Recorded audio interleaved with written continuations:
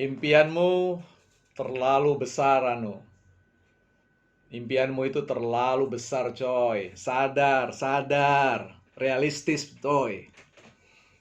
Mungkin itu yang Anda terima ketika Anda menjelaskan atau menceritakan kepada sahabat Anda terkait dengan impian Anda yang besar, yang tidak mampu dijangkau oleh pikiran biasa. Kita akan kunyah-kunyah isu ini.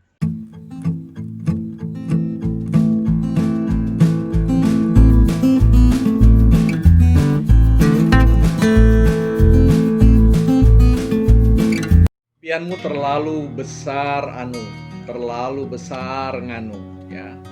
Ini tadi yang kita sedikit kasih cuplikannya di awal video ini terkait dengan perbincangan atau kisah seorang sahabat yang menceritakan tentang impian besarnya yang kemudian ditanggapi dengan cara yang mencoba untuk memberikan nasihat yang terdengar seperti rasional, ya, termasuk masuk akal begitu.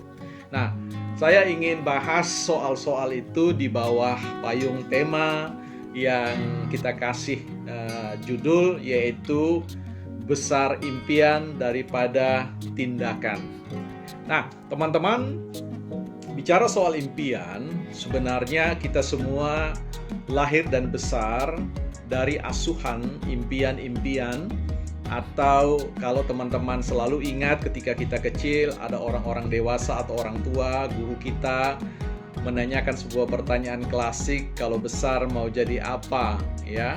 Ada yang mengatakan jadi pilot, ada yang mengatakan jadi tentara, menjadi seorang alim ulama, dan menjadi seorang seniman besar, dan banyak sekali rupa-rupa impian yang disampaikan. Tetapi realitasnya kita seringkali melihat bahwa banyak dari antara mereka yang tadinya berprofesi ingin menjadi seorang tentara, tiba-tiba ia menjadi seorang dokter.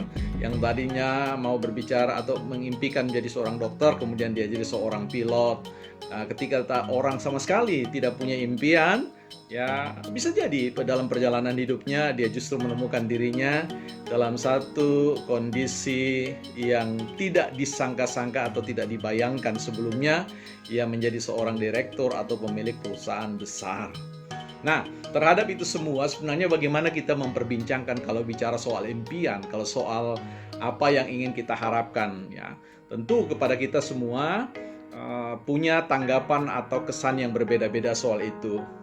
Tetapi ketika kita berbicara soal impian, sebenarnya saya lebih, ya, dalam perjalanan refleksi saya terhadap impian, saya lebih cenderung setuju kepada para pakar atau kepada orang-orang yang memberikan tanggapan, yang memberikan saran bahwa jauh lebih baik Anda belajar untuk mengimpikan impian-impian yang besar, ya, membidik sesuatu yang jauh dari, ya, pikiran Anda.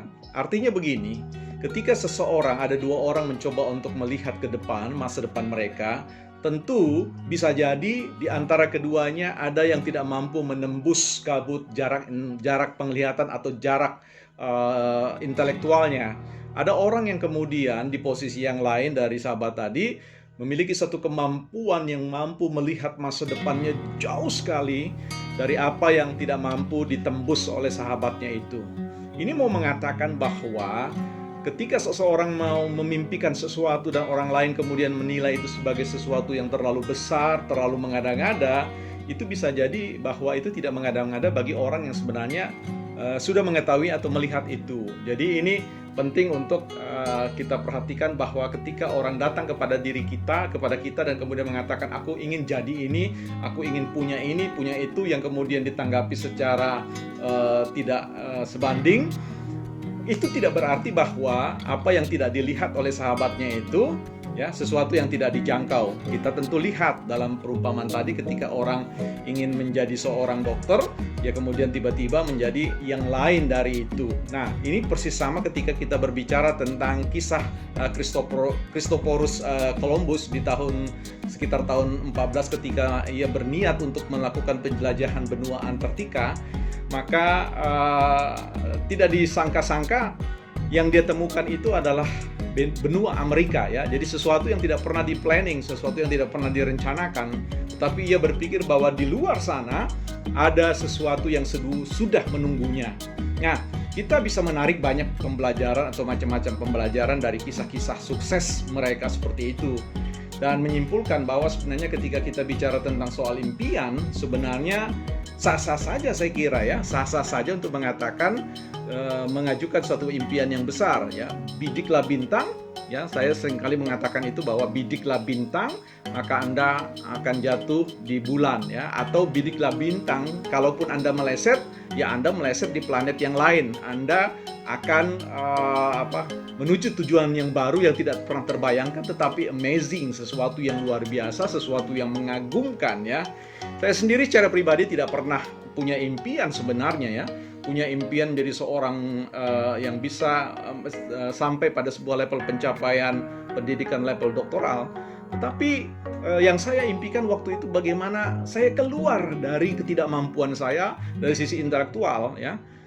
Bisa dibayangkan bagaimana orang yang tidak pernah naik kelas, pernah punya indeks prestasi 2,41, tiba-tiba kemudian dalam sebuah proses perjalanan panjang karena berpegang pada impian untuk menjadi yang terbaik yang bisa diupayakan, maka hari ini saya tiba pada sebuah hal yang tidak pernah saya duga.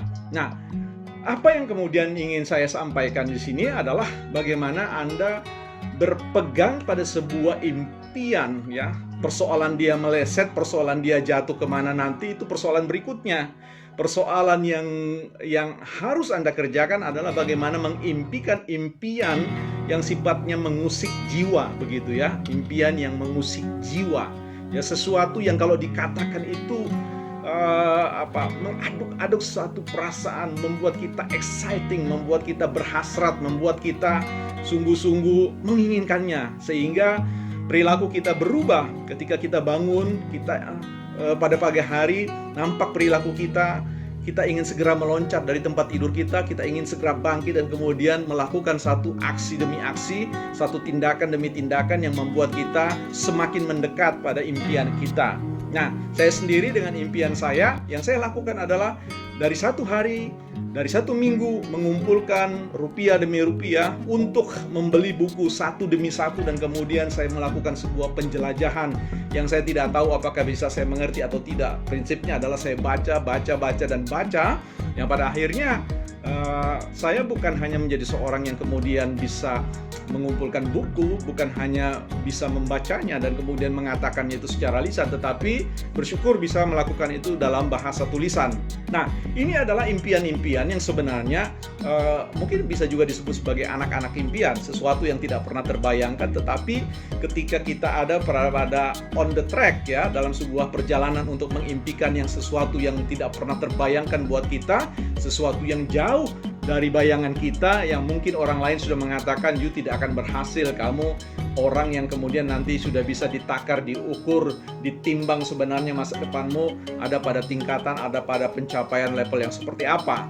Nah, teman-teman, kalau ada engkau punya impian yang begitu besar ya, yang harus Anda lakukan, persoalannya bukan pada soal salahnya pada impian itu, tapi pada problem, pada tindakan itu. Ketika Anda memiliki tindakan yang besar, maka sebenarnya yang harus Anda lakukan adalah melakukan tindakan-tindakan sekalipun itu kecil, tetapi mengarahkan Anda kepada impian itu. Dalam proses penciptaan itu ada dua hal sebenarnya, ada dua penciptaan fisik.